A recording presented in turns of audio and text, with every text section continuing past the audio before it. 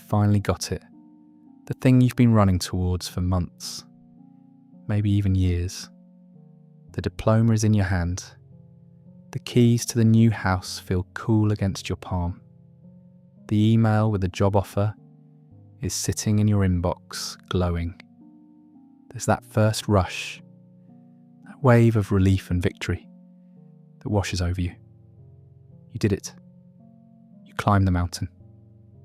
And then a strange silence settles in. The next morning you wake up and the world is just the same. The coffee tastes the same. The sky is the same colour. The feeling you thought would change everything, that would fundamentally rewrite who you are, is a faint echo.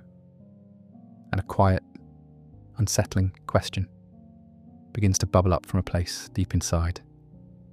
Is this it? Is this all it was? That hollow feeling, that quiet emptiness after the party is over, is one of the most profound and misunderstood experiences we have. We spend our entire lives being told to focus on the finish line, get the grade, win the game, secure the promotion, find the one. We build these destinations in our minds, making them into shimmering cities of gold, places where all our anxieties will finally be resolved, where we will finally be happy, complete. But the architecture of reality doesn't work that way. It's not built on destinations, it's built on movement. It's a continuous, unbroken flow. When you pour all your energy, all your awareness into a single point in the future, you are essentially trying to stand still in a fast-moving river. You brace yourself, you fight the current, you fix your eyes on a single rock on the shore, and you tell yourself, when I get there, I can rest. But the river is life itself. The journey is the feeling of the water rushing past you, the warmth of the sun on your back, the unexpected eddy that spins you around, the smooth stones beneath your feet. The destination is just one rock on an endless shoreline. The moment you touch it, you realise the river is still flowing. And another rock appears further downstream, and you start fighting the current all over again. Think about it. We do this with everything. We chase the weekend, and when it arrives, we spend it thinking about the next thing. We chase a vacation, and when we're on the beach, we're already worrying about the return flight or the work piling up. We are professional destination seekers, but we are amateurs at the art of the journey. The paradox is that the very act of focusing on the destination robs the destination of its power. You build it up so much in your imagination that the reality can never possibly compare. The joy wasn't waiting for you at the finish line. It was scattered all along the path in 1,000 tiny moments. You were too busy to notice because you were looking at the horizon. You missed the funny conversation with a stranger while in line for coffee because you were mentally rehearsing your big presentation. You missed the way the leaves changed colour on your commute because you were obsessing over the numbers for your sales target. You missed the feeling of your own body growing stronger at the gym because your mind was fixed on a number, on a scale. These aren't just missed moments. They are the very substance of life. They are the information reality is giving you. They are the texture, the meaning, the living part of being here. The way things are set up, the real work, the real transformation, happens in the movement between the points, not at the points themselves.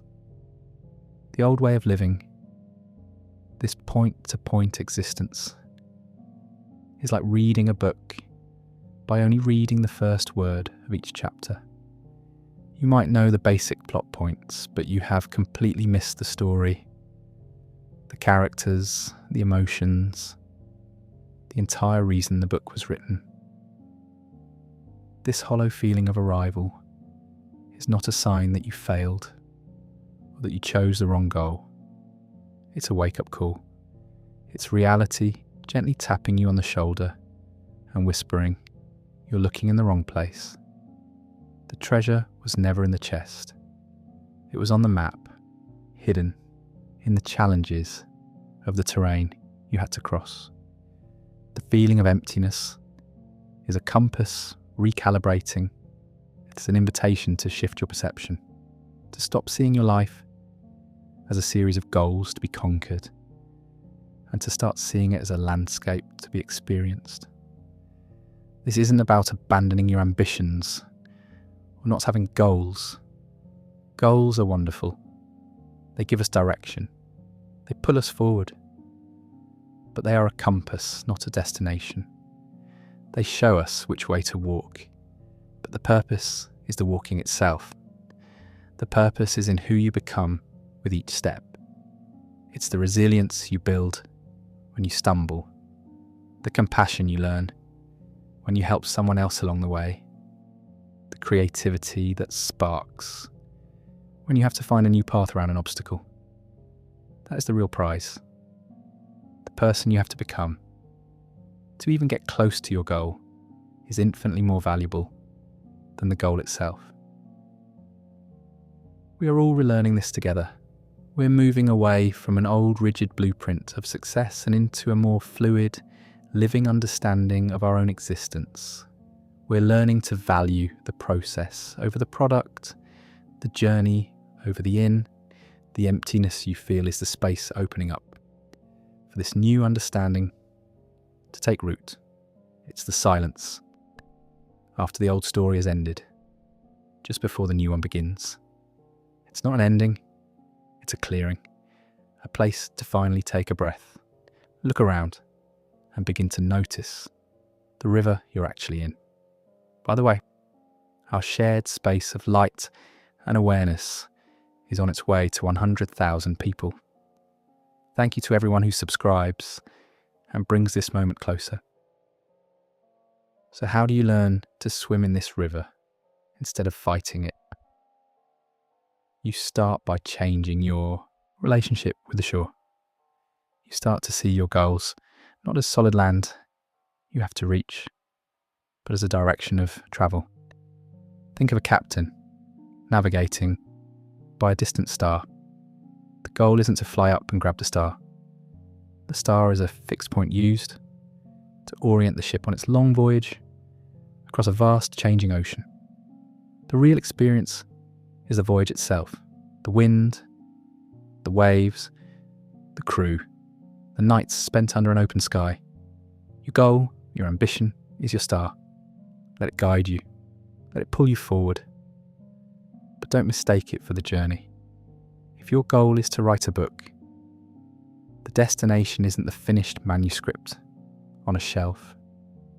The destination is the person you become while facing the blank page every single morning. It's the discipline you build, the truths you uncover about yourself, the courage it takes to put your inner world into words. The book is just a beautiful souvenir you picked up along the way. And here's where it gets interesting. Once you embrace this, you start to see the problems on your path differently. The detours, the struggles, the moments you feel lost. These are not mistakes. They are not evidence that you're going the wrong way. They are the path.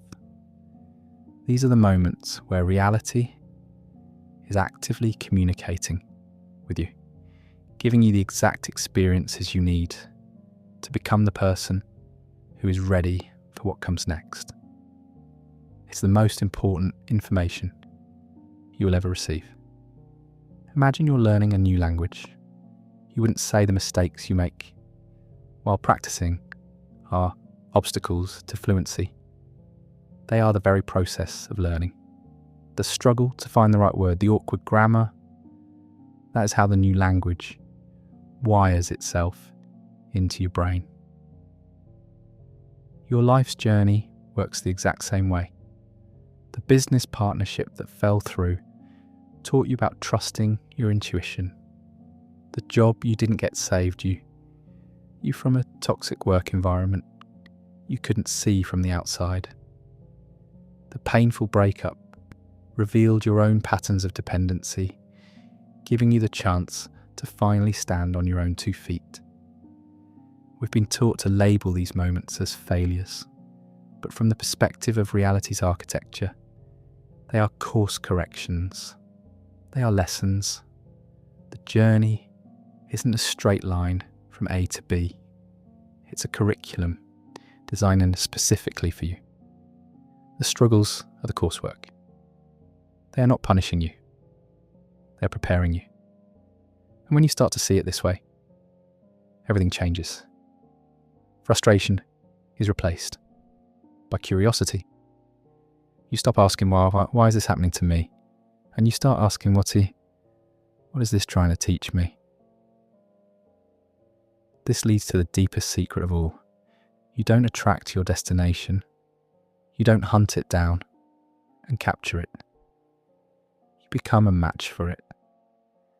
The entire journey is a process of transformation. It chips away at everything you are not, leaving only what is real. It molds your character, deepens your understanding, and expands your capacity to hold the very thing you desire. You want to experience deep, unconditional love. The journey will present you with every part of yourself that is unloving, asking you to face it, to heal it. You want to build something of lasting value in the world. The journey will test your patience, your integrity, and your resilience day after day. You don't arrive at the destination, you grow into it. The person who starts the journey is never the same person who reaches the end. And that transformation is the entire point. The final stop, that moment of arrival, is simply the universe confirming that your transformation for that particular lesson is complete. It's the closing of one sentence in the great story of you, just a pause for breath before the next one begins. There is no final arrival. There's only the ongoing, beautiful, and sometimes difficult process of becoming. The point was never to get there. The point was always to fully experience the here on the way there. It's about the quality of attention you bring to each step. It's about finding the sacred in the mundane, the lesson in the loss, the magic in the movement. The destination gives you a direction, a reason to get out of bed, but the journey gives you a life. It's the living part, the feeling part, the only part that is ever truly real. When you realise this, the emptiness of arrival disappears forever, because you're no longer looking for a feeling at the end. You're too busy living it along the way. If this video changed something in you, write in the comments, "My journey is the destination." Write it as your promise. Nobody